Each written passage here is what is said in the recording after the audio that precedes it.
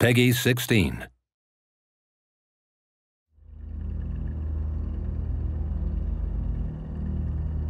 The first Sniper Elite was obviously one of the very first sniping games ever. It took off massively in popularity. It really focuses on the strategy of sniping, the mood, the slow pace of sniping. It's a game that we've been very keen to follow up on for a number of years, and it's great to finally have the opportunity to do so now. The game deserved a sequel. It's just very exciting to bring it back.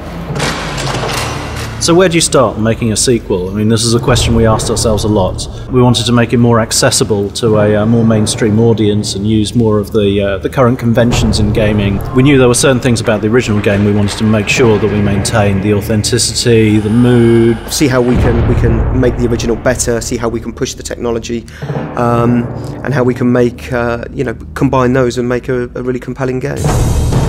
We're set, towards the end of the Second World War in Berlin. It was important that we got that as correct and historically accurate as we could. Martin Pegler's been brought into the project to support the realism. He's an expert in World War II and sniping in particular, and he's been there throughout development to really make sure that everything we do is as authentic as it possibly can be. The role of the sniper, the period we're talking about towards the end of the war, had changed somewhat from being a man whose job was simply to intimidate and terrify. They began very specifically to target officers, NCOs, the other snipers, machine gunners, mortar crews, and so snipers became far more specialist than they had been at the beginning. Martin Pegler's been an asset on this project, and it wouldn't be the same game without him.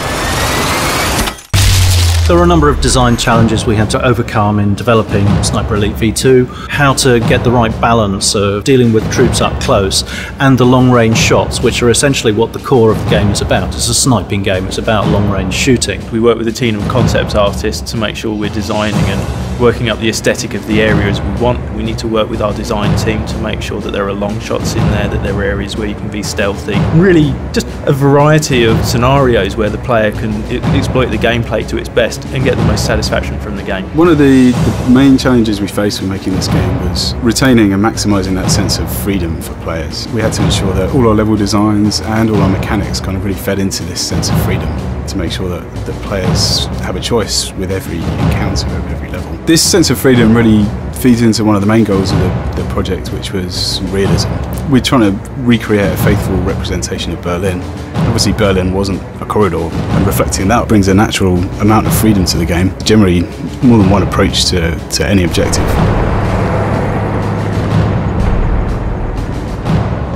Recreating Berlin is a real challenge. There's a lot of diversity there, which is really exciting for us as an art team. So one of the most exciting things about Berlin is that it's destroyed, and I think anyone being confronted with a destroyed building or patch of destroyed buildings wants to explore it. And that's exactly what we allow in the environment, to find the best sniping possibilities, areas to be stealthy, and really make the environment work with the game's design. It took very experienced troops with a lot of discipline to be able to fight efficiently through those streets.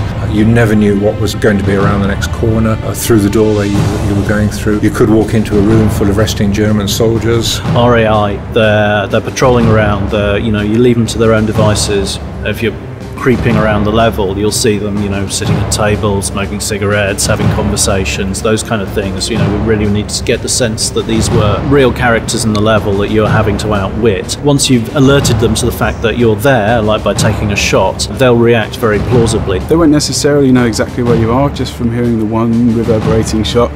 But by the time you've taken 2 or 3 shots, they're going to figure it out. So it's really important that you relocate between bursts of shots. Shoot 2 or 3 times before the enemy have got any idea where you are. You've gone and you've taken up a new position. A single sniper could hold up a platoon or sometimes even a battalion of men by efficient use of his rifle and clever concealment. The street fighting that's portrayed is actually, I think, very realistic.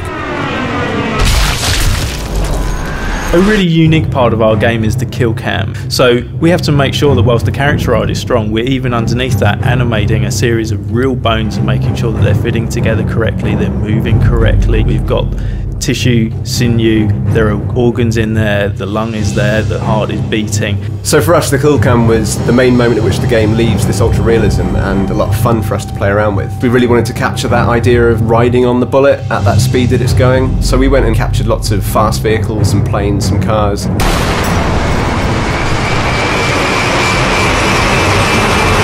The second half, of course, being that bullet passing through the organs and the bones of its victim. We jumped in the recording room for a few hours, seeing what sounds we could get out of celery and tomatoes and melons and all sorts of different things. Then mixing them together and basically working out which organs they best represented and hooking them up accordingly.